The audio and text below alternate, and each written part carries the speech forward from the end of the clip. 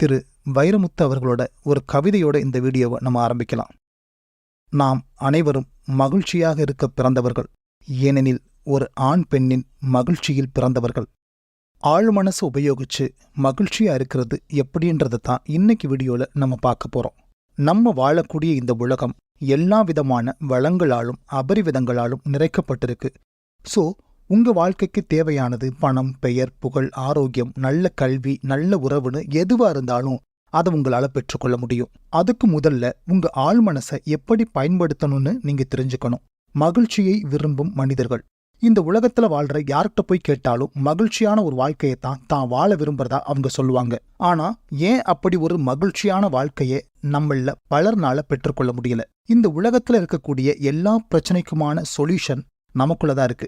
எந்தவித பிரச்சனையா இருந்தாலும் அதை என்னால மிக எளிதாக வெல்ல முடியும்னு எப்ப உங்களுக்குள்ள ஒரு தெளிவான புரிதல் உதயமாகுதோ அப்ப உங்களால உங்க ஆழ்மனசை பயன்படுத்தி அந்த பிரச்சனையை தீர்க்க முடியும். நீங்க நினைச்சு பார்க்க முடியாத அளவுக்கு ஒரு மகிழ்ச்சியான வாழ்க்கையை உங்களால வாழ முடியும்.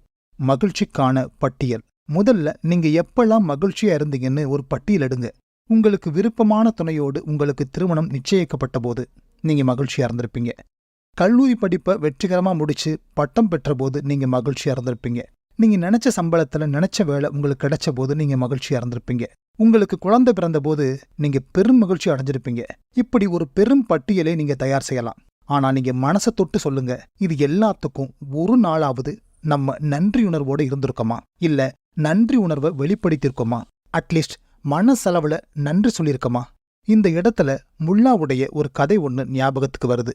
ஒருத்தன் வர்றவங்க போறவங்க எல்லார்கிட்டையும் தனக்கு முதல் நாள் உடம்பு சரியில்லாம போனதையும் கடுமையான வயிற்று வலியால தான் அவதிப்பட்டதையும் விலாவாரியா சொல்லிட்டு இருந்தான். இதை கேட்டவங்களும் அவனுக்கு பொறுமையா ஆறுதல் வார்த்தை சொல்லிட்டு அந்த இடத்த விட்டு போயிட்டு இருந்தாங்க. இதையெல்லாம் கேட்டுக்கிட்டு இருந்த முல்லா, நீ ஒரு சரியான நன்றி கட்டவன் அப்படின்னாரான்.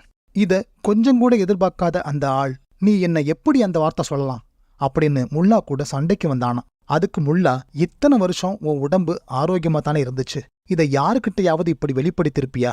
இல்ல அதுக்கு ஒரு நாளாவது நன்றி உணர்வோட இருந்திருப்பியா? இல்ல உன் உடம்புக்கு நன்றியாவது சொல்லியிருப்பியா அப்படின்னு கேட்டாராம். இத்தனை வருஷம் நல்லா இருந்த உன் உடம்பு ஒரு நாள் சரியில்லாம போனதும் அதை இப்படி ஊருக்கெல்லாம் தம்பட்டம் போடுறியே, நிச்சயமா நீ ஒரு நன்றி கட்டவன் தான் அப்படின்னு ஆணித்தரமா சொல்லிட்டு போனாராம். நம்மளும் இப்படித்தாங்க, உடம்புக்கு மட்டும் இல்ல நம்ம வாழ்க்கையில கிடைச்ச பல பொக்கிஷங்களுக்கு நன்றி உணர்வு அற்றவங்களாத்தான் நம்ம இருக்கோம். கோயிலுக்கு போய் பிரார்த்தனை பண்ற பலரும் தன்னிடம் எது இல்லையோ அதை சொல்லித்தான் புலம்பிட்டு இருப்பாங்க. கடவுளும் வருஷக்கணக்கா இதையெல்லாம் கேட்டுட்டே தான் இருக்காரு. ஒருவேளை கடவுளும் இப்படி யோசிக்கலாம், நம்ம இவனுக்கு எவ்வளவு நல்லது செஞ்சிருக்கோம், அதுக்கு ஒரு நாளாவது ஒரு பொழுதாவது வந்து நம்ம கிட்ட நன்றி சொல்லியிருப்பானா அப்படின்னு அவர் யோசிக்கலாம். சோ இன்னையிலிருந்து உங்க வாழ்க்கையில கிடைச்ச மகிழ்ச்சியான தருணங்களுக்கு நன்றி சொல்றத ஒரு பழக்கமா வச்சுக்குங்க. நீங்க நன்றி சொல்ல சொல்ல அப்படி நன்றி சொல்வதற்கான சந்தர்ப்பங்களை உங்க ஆழ்மனம் உங்களுக்கு வழங்க ஆரம்பிக்கும். கடவுளா மிருகமா?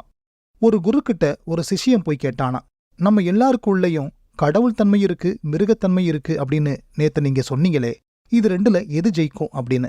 அதுக்கு அந்த குரு புன்னகையோட பதில் சொன்னாரா, நீ எதுக்கு சாப்பாடு போடுறியோ அதுதான் ஜெயிக்கும் அப்படின்னு.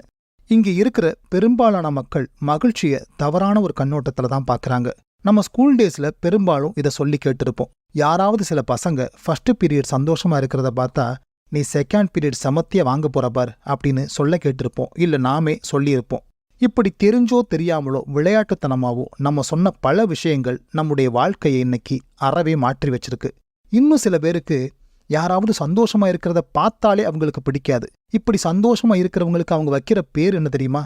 ஓவரா ஆடுறான் பார், திமிரு பிடிச்ச பய, பணம் இருக்கிற கொழுப்பு, எல்லாம் அவனுக்கு சரியா நடந்துட்டு இருக்குல்ல, அதனாலதான். இப்படி இன்னும் அவங்க அடுக்கிக்கிட்டே போவாங்க. சத்தியமா சொல்றேன், இப்படி சொல்றவங்க அந்த மகிழ்ச்சியா இருக்கிற நபருக்கு எதிரா செயல்படல, அந்த மகிழ்ச்சிக்கு எதிரா செயல்படுறாங்க.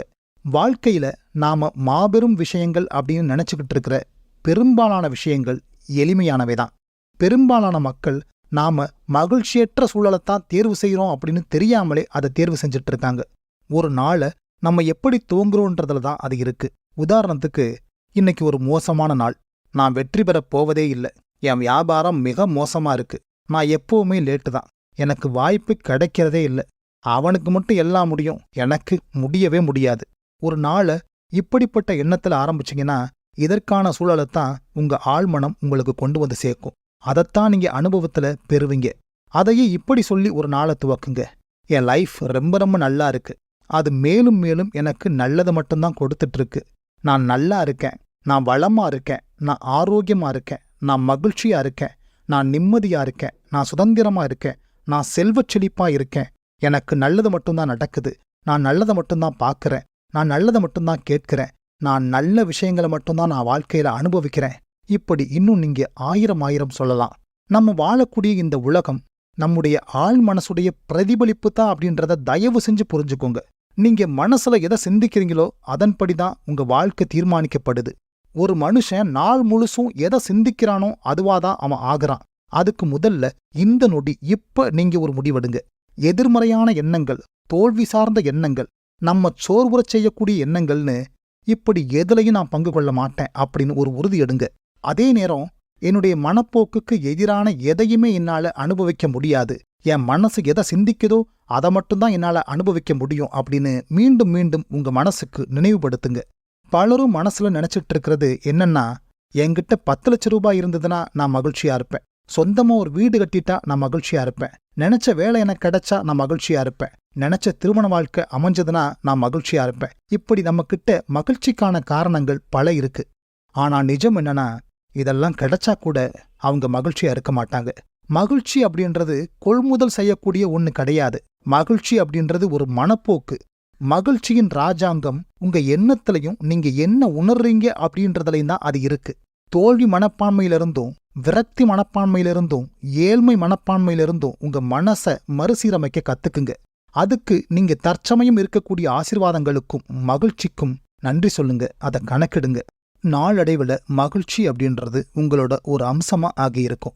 உங்களோட மகிழ்ச்சியான வாழ்க்கைக்கான தடை வெளி உலகத்துல இல்ல, உங்க மனசளவுல தான் அந்த தடை இருக்கு அப்படின்றத புரிஞ்சுக்குங்க. சோ இந்த நிமிஷத்திலிருந்து உங்க வாழ்க்கையில இருக்கக்கூடிய மகிழ்ச்சியான தருணங்களையும் ஆசீர்வாதங்களையும் கணக்கிடுங்க. அதுக்கு மனசுல உண்மையாவே நன்றி சொல்லுங்க. பயம் குறித்த எண்ணம் தலைதூக்கும் போது நம்பிக்கைக்குரிய எண்ணங்களை விதைங்க. தோல்வி குறித்து மனம் சிந்திக்க துவங்கும் போது வெற்றி குறித்தும் சாதனை குறித்தும் மனசுக்கு சிந்திக்க பழக்குங்க. இதை நீங்க தொடர்ச்சியா செஞ்சு வரும்போது நாளடைவுல நீங்க ஒரு மகிழ்ச்சியான மனிதரா ஆகியிருப்பீங்க.